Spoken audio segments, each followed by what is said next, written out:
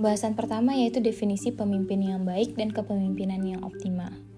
Pemimpin yang baik merupakan seseorang yang dapat memberikan arahan dan petunjuk kepada bawahan secara ideal dengan mengeksplorasi berbagai pemikiran dalam melakukan berbagai hal yang mana dapat menghasilkan satu tujuan bersama dalam menciptakan lingkungan organisasi yang nyaman bagi setiap anggotanya. Dalam hal ini, pemimpin yang baik dapat mengendalikan situasi dan mempengaruhi hal-hal positif yang mana hal tersebut dapat menunjang kualitas dari setiap anggotanya. Selain itu, pemimpin yang baik dapat mendengarkan berbagai ide dan pemikiran dari anggota dan mengatur segala sesuatu yang terjadi dalam suatu organisasi.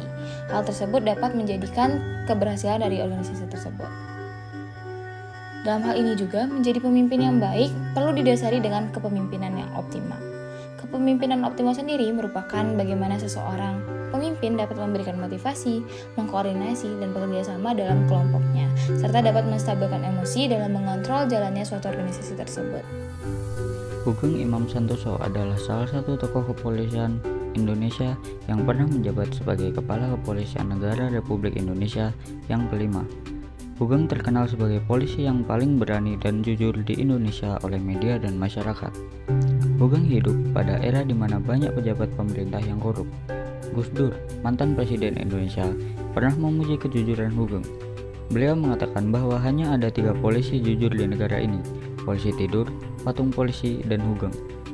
Sugeng adalah salah satu orang tersingkat yang mengepalai Badan Kepolisian Nasional Indonesia dari tahun 1968 hingga 1971. Sugeng lahir di Pekalongan pada tanggal 14 Oktober 1921. Nama lahirnya adalah Imam Santoso.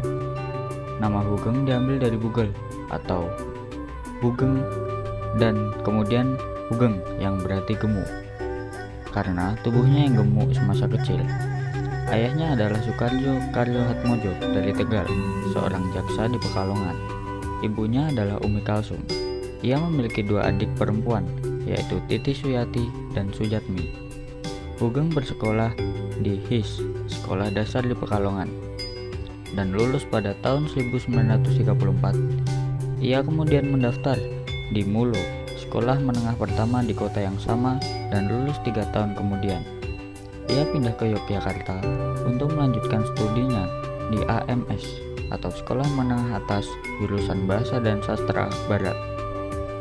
Selama di AMS, pada tahun 1940, setelah lulus, ia pindah ke Batavia melanjutkan studinya di RHS, Perguruan Tinggi Hukum. Meskipun beberapa anggota keluarganya menginginkan ia untuk mendaftar di MOSVIA atau Perguruan Tinggi Pegawai Negeri. Di sana ia terlibat dalam organisasi kemahasiswaan bernama Unitas Studiosorum Indonesiensis atau USI. Berikutnya adalah karakter pemimpin dari Jenderal Sugeng.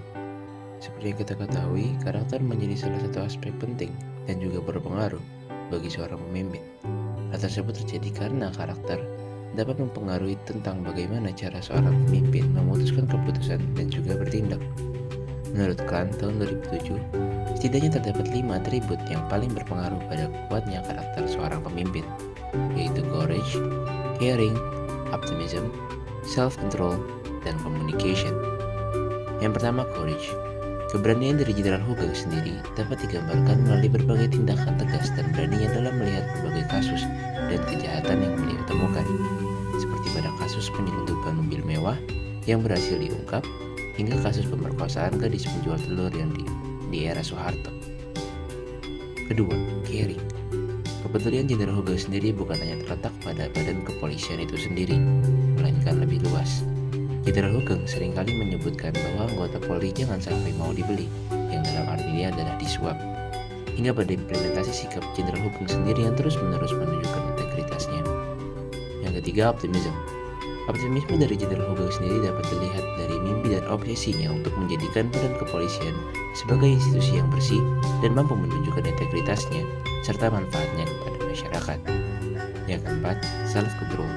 Pengendalian diri Jenderal Sugeng tentunya menjadi salah satu karakter kuat beliau.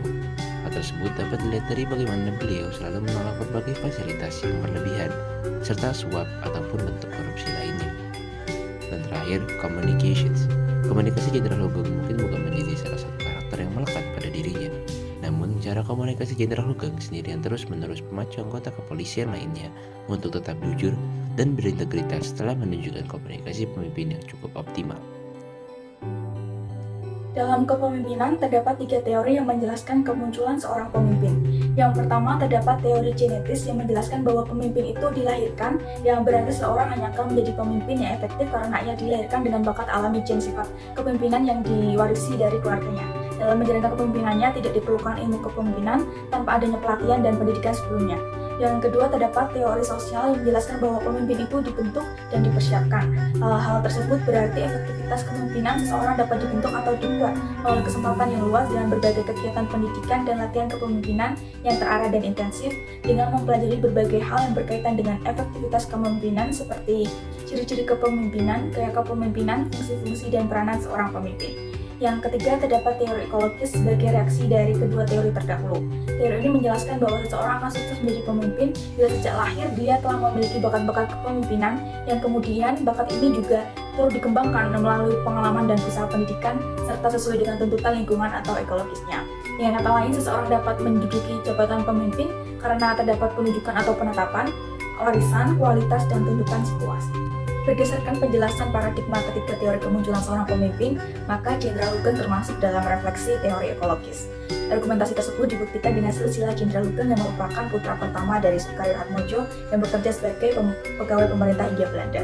Yang demikian dapat dikatakan bahwa Hugeng terlahir dalam keluarga ningrat. Sukaryo menjabat sebagai jaksa pengadilan negeri dan ketika dipindahkan ke kota Pekalongan naik pangkat menjadi kepala kantor kejaksaan di wilayah Karesidenan Pekalongan. Hal demikian menyiratkan bahwa Jenderal Hugeng memiliki warisan bakat kepemimpinan dari ayahnya. Tak hanya itu, bakat alamiah sifat kepemimpinan dari Jenderal Hugeng turut dikembangkan melalui usaha pendidikan dan pengalaman. Hugeng mendaftarkan diri untuk pelatihan kepolisian di Pekalongan dan diterima sebagai salah satu dari 11 anggota kepolisian. Setelah beberapa bulan, Hugeng lulus dan langsung diberi pangkat Junsa Pujo. Kemudian Hugeng juga melanjutkan pendidikan untuk kader polisi tinggi kepolisian di Sukabumi.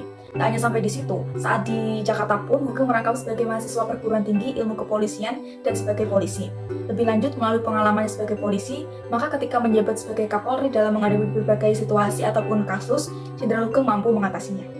Dilanjut dengan kisah teladan Jenderal Hugeng sebagai pemimpin yang hebat. Meskipun beliau menjabat hanya 3 tahun sebagai Kapolri, namun Hugeng membawa perubahan besar dalam tubuh kepolisian Republik Indonesia.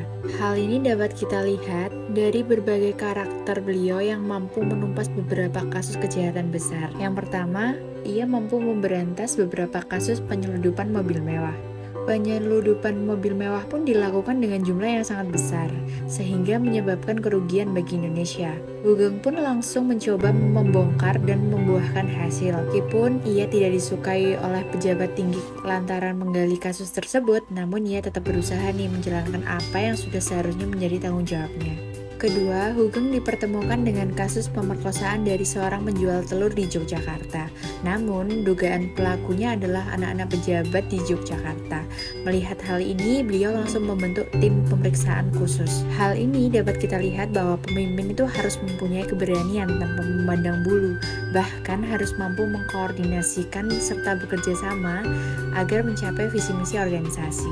Ketiga, yaitu memberantas semua backing kejahatan. Bahkan para penyelundup pun mengutus Hugeng agar memberitahukan bahwa ia akan diberikan hadiah mobil dan juga rumah dari para pengusaha kejahatan tersebut. Namun beliau menolak dengan tegas dan memilih untuk tinggal di rumah dinas. Begitulah beberapa catatan kecil di antara banyaknya kasus yang mampu ia tangani. Hal ini menunjukkan bahwa Hugeng memiliki integritas dan juga komitmen terhadap penugasannya di berbagai daerah Indonesia.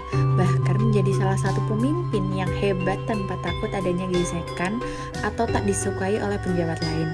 Karena baginya polisi jangan sampai dibeli. Hugeng pun membuktikan bahwa dirinya merupakan salah satu polisi yang tidak dapat dibeli dan tidak mau menerima suap sepeser pun. Kata-kata yang selalu melekat dari Hugeng adalah, baik menjadi orang itu penting, tetapi lebih penting menjadi orang yang baik.